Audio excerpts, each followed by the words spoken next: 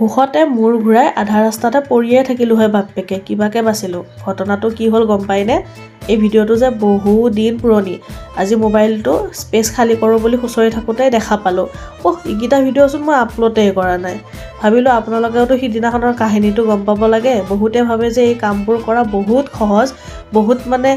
হেৰি আৰু আসান কাম হয় একদম মানে পলকতে মানে ভুকুতে কলটো যে পকে বুলি যে কয় তেনেকুৱা বুলি ভাবে আৰু মানে বহুত ইনকাম হয় কিন্তু আজি কথাটো মই কৈয়ে দিওঁ আপোনালোকক সিদিনাখনে আমাৰ এছকে পাৰ্কত মেগাজিন শ্বুট আৰু ব্ৰেণ্ড শ্বুট আছিলে দেই সেই গতিকে আমি গোটেইবোৰে গৈছিলোঁ আমাৰ মডেলছখিনিও আহিছিলে আৰু আমিও গৈছিলোঁ ডিকে আৰু মই গোটেইখিনি বস্তু লৈ গৈছিলোঁ কিয়নো আমাৰ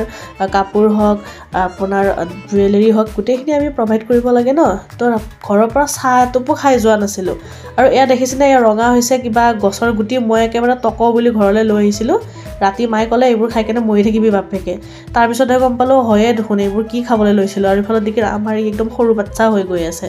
ৰ'ব আচল ঘটনাটো কোৱাই নহয় কওঁ তো গ'লোঁ যাই কেনে ফটোশ্বুট হ'ল বহুতে আমাক কি কয় জানেনে মানে বহুত টকা তহঁতে ইনকাম কৰিছ ফটোশ্বুট কৰি থাকোঁ অমুক কৰি থাকোঁ আৰে আমাৰ পকেটৰ পইচাহে উল্টা খৰচ হয় আমাৰ পকেটৰ পৰাই আমি গোটেইবোৰকে আমাৰ কেমেৰামেন হওক মেকআপ আৰ্টিষ্ট হওক যিখিনি আমাৰ টীমৰ মানুহ থাকে তেখেতসকলক খুৱাবও লাগিব গোটেই দিবও লাগিব